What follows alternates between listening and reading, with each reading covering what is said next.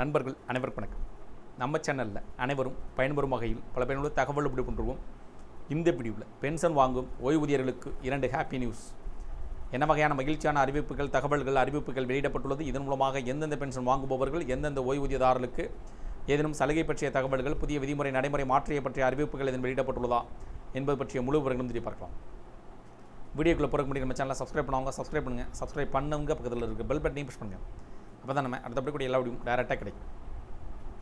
ஓய்வூதியம் மற்றும் குடும்ப ஓய்வூதியம் வாங்குபவர்களுக்கு அவ்வப்போது புதிய நடைமுறை மாற்றங்களும் சலுகை சார்ந்த அறிவிப்புகளும் வெளியிடப்பட்டு வருவது குறிப்பிடத்தக்கது. அந்த வகையில் தற்போது தமிழக அரசின் ஓய்வூதியர்களோ அல்லது அவரது துணைவரோ உயிரோடு இருக்கும் போதே குடும்ப பாதுகாப்பு திட்டத்திற்கான பயன்பெற நியமனதாரர்களை நியமிக்கலாம் என்று அரசு உத்தரவிட்டுள்ளது.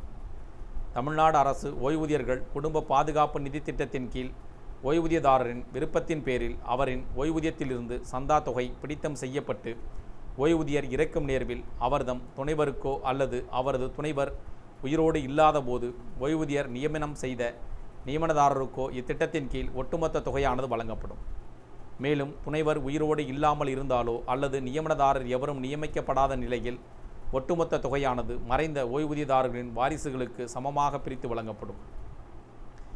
ஏற்கனவே பல்வேறு ஓய்வூதியதாரர்களின் சங்கங்கள் மற்றும் ஓய்வூதியர்களிடம் இருந்து பெறப்பட்ட கோரிக்கைகளின் அடிப்படையில் தமிழ்நாடு அரசு ஓய்வூதியர் குடும்ப பாதுகாப்பு நிதி திட்டத்தின் கீழ் ஓய்வூதியர் இறந்த பின்பு வழங்கப்பட வேண்டிய ஒட்டுமொத்த தொகையை பெறுவதற்கு உரிய நியமனதாரரை ஓய்வூதியரோ அல்லது அவரது துணைவரோ இருவரும் உயிரோடு இருக்கும் போதே நியமனம் செய்து கொள்ளலாம் என அரசு கடிதத்தின் வாயிலாக தெளிவுரை வழங்கப்பட்டுள்ளது. தமிழ்நாடு அரசு பணி ஓய்வூதியத்தை குடும்ப ஓய்வூதியமாக மாற்றுவதற்கான நடைமுறையை எளிமைப்படுத்தி அரசு உத்தரவிட்டுள்ளது. தமிழ்நாடு அரசில் கருவூலங்கள் மற்றும் வங்கிகள் மூலம் தற்போது 30 லட்சம் அரசு ஊழியர்கள் சம்பளமும் 7.39 லட்சம் ஓய்வூதியதாரர்கள் ஓய்வூதியமும் பெற்று வருகின்றனர். இதில் ஓய்வூதியர்கள் காலத்திற்கு பின்னர் அவர்களது ஓய்வூதியம் அவர்களது வாரிசுதாரர்களுக்கு குடும்ப ஓய்வூதியமாக கணக்கிட்டு வழங்கப்படுகிறது. இவ்வாறு குடும்ப ஓய்வூதியமாக பெறும் நடைமுறையில் பல்வேறு சிக்கல்களை ஓய்வூதியதாரர்களின் வாரிசுகள் சந்தித்து வந்தனர். இந்த நடைமுறை சிக்கல்களை களைந்து எளிமையான முறையில் பணி ஓய்வூதியத்தை குடும்ப ஓய்வூதியமாக மாற்றுவதற்கான புதிய நடைமுறையை அரசு அறிவித்துள்ளது.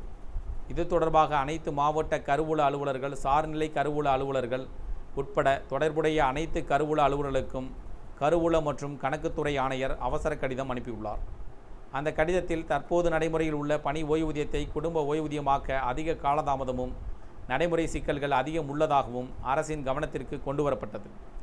இதையடுத்து இனிவரும் காலங்களில் புதிய ஓய்வூதியதாரர்களுக்கு ஒருங்கிணைந்த நிதி மற்றும் மனிதவள மேலாண்மை தளத்தின் கணவன் மனைவியின் அனைத்து விவரங்களும் பதிவு செய்யப்படும்.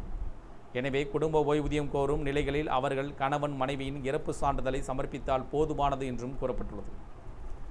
இந்த தகவல்கள் பற்றி, அறிவிப்புகள் பற்றி, உத்தரவுகள் பற்றி உங்களுடைய கருத்துக்கள் வேறெனும் இது சார்ந்த கூடுதல் விவரங்கள் தேவைப்பட்டால் கமெண்ட் செக்ஷனில் போய் அது பிடிச்சிருந்தால் லைக் பண்ணுங்கள். முடிந்தவரை இந்த வீடியோ உடைய நண்பர்கள் உறவினர்கள் அனைவருக்கும் ஷேர் பண்ணுங்கள், ஃபாலோ பண்ணுங்கள். மறக்காமல் நம்ம சேனலை சப்ஸ்கிரைப் பண்ணுங்கள்.